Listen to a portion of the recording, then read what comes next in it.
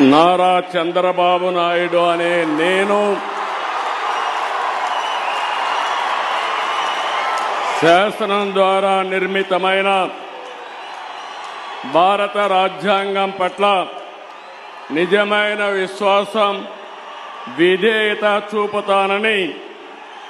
భారతదేశ సార్వభౌమాధికారాన్ని, సమగ్రతను కాపాడుతానని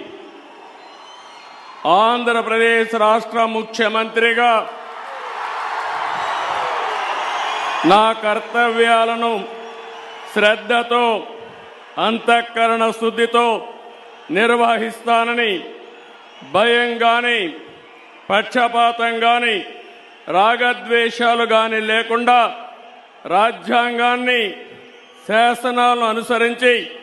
ప్రజలందరికీ న్యాయం చేకూరుస్తానని